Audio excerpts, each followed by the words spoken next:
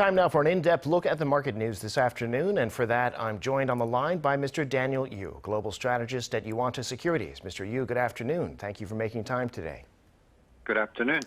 Well, let's start with U.S. Treasuries for a minute. You helped us look at this issue earlier in the week, and Wall Street's so-called bond king, Bill Gross, is saying he thinks the 10-year yield is going to go quickly from where it is now at 1.25% up to 2%. He's also not optimistic about stocks at the current level unless they can really grow their earnings. What's your own view, and what do you make of his remarks? Right. I think that he's a bit too early to mention this type of strategy. We think that the government bond rate of 10 years should not be rising to 2% until probably year 2023. So it's not going to be happening within the next 1 year period. If you look at the bond rate itself, it did go up to as high as 1.77, 1.8% at the beginning of the year, assuming that the inflations were hitting very high. And now it has triggered down to as low as 1.3% territories. We think that, yes, as what Bill Gross said, rate will be gradually rising, but the speed of that rise is not going to be that aggressive as we've seen at the end of last year and the beginning of this year. It took only like less than 6 months for the rate to go up by more than 1.2% or so. We think that every year it might be rising by somewhere between 0.3 to 0.5%, and most likely the rate will be reaching about 2% by end of 2023.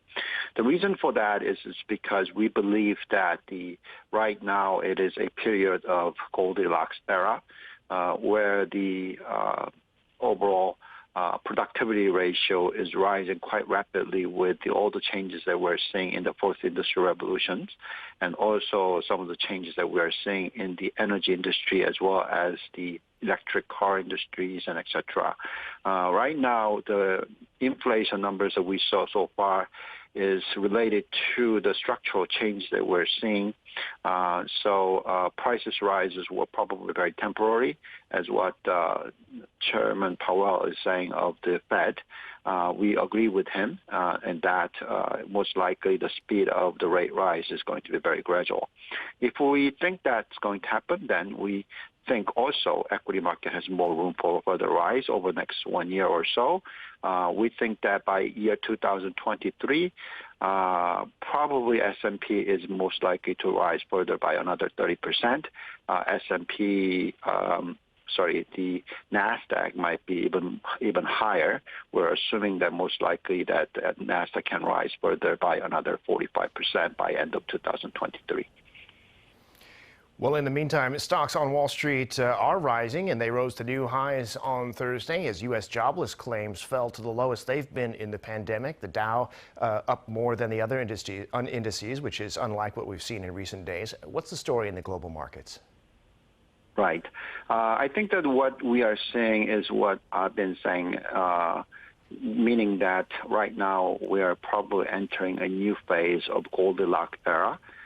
When we say Goldilocks, it is where the growth rate is a fairly stable number as well as inflation number is fairly stable number. So it's not too hot, it's not too cold, it's kind of medium. If you look at the overall unemployment-related stuff, like initial jobless claims, it came in at 340K, which is below expectation of 345K. So people are saying that this is a good indicator. The economy is rising reasonably well, that the unemployment ratio is improving. However, if we compare that number to the pre-COVID-19 era, the level of the jobless claims were around about 210,000. So right now is still about 1.5 times of what we used to see at the time of the full employment era. So we think that there's been a lot of changes happening since the COVID-19. Since 2017, we saw a high level of accelerated productivity increases. A lot of the companies are improving in terms of the efficiencies, and that automations and a lot of the change that we're seeing in the various industries are resulting into unemployment ratio falling at a lower speed than we saw in the past. So having said that, we think that yes, the economy is improving, but the differences between the high net worth individual versus the low income bracket, it continues to be very strong, very high. And the speed of the unemployment ratio falling is going to be very gradual rather than very accelerated. All having said that, which means that the government interest rate hike is not going to happen anytime soon. So we are entering a so-called Goldilocks era, and therefore we think that equity market should continue to do well over the next 2 years. Well, here in Korea today, a nice gain on the Kospi and the Kosdaq. Foreigners buying again and local retail investors taking some profits. Tell us about the domestic market. Right. Quite a lot of people have been asking to me that since I've been managing Korean money to invest into overseas, a lot of people were saying, should they have been selling domestic stocks and actually buying the foreign investing, such as our wrap accounts or etc. I've been saying that that should not be the right strategy at this point in time. The reason for that is because the relative valuation of Asia, including Korea, is extremely cheap relative to the S&P 500. And it is as cheap as what we saw in the IMF crisis of 1997. So, which means that there's probably very little room for further falling of the Kospi or any of the Asian market, including China and Taiwan. So on a various relative basis valuations, as well as very strong earnings growth rate, we think that foreign investors are probably coming back to Korea rather than selling more. And that's what we've been seeing in the last 1 week. So we did see massive selling at the beginning of the month of last month, and we saw foreign investors selling over 24 trillion won worth of it. But nowadays, they're no longer selling, but rather buying as much as 1 trillion won worth of buying per day. So it all depends on what happens to the currency as well as the U.S. dollar index. We don't think that dollar index is going to appreciate further with a lot of things that happen, including Afghanistan. All in all, we think that the entering into Korean stock at this point in time makes more sense than entering into U.S. stocks. Well, we certainly have seen the exchange rate come down in the past week or so. Finally, Mr. Yu, with the Korean government planning to get a lot more housing onto the market, we've seen a jump in the price of some construction shares for the local construction ETF. Those who bought the dip around a week ago would have done pretty well. What do you see happening in the construction sector? Right. Usually the construction sector is highly related to the government regulations. As you know, that next year is the presidential election for Korea. And a lot of the policies that most of these candidates are talking about is actually increasing the supply of housing. The government are talking about as much as 2 million new houses, public housing, and they're planning to spend as much as 2.8 trillion won of budget to increase the supply. If that happens, I think that's very good news.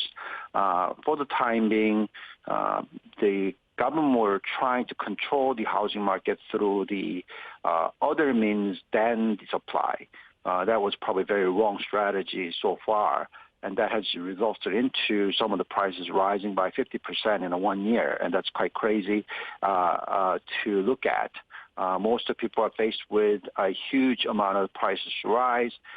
Individuals are quite perturbed about the level of interest rate they have to pay further with the rate hike, and the liquidity conditions are quite low in a sense that the domestic banks are not lending anymore to the retail buyers of the housing.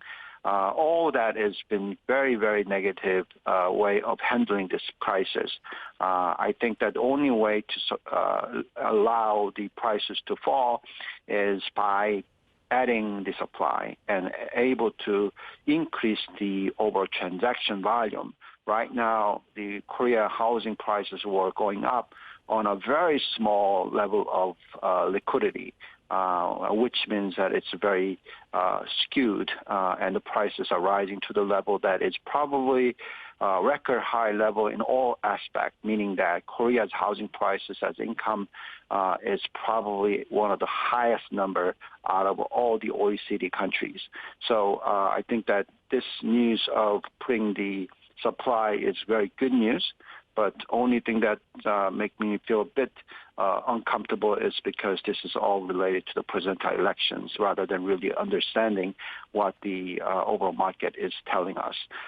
We really need to change how they manage the housing market.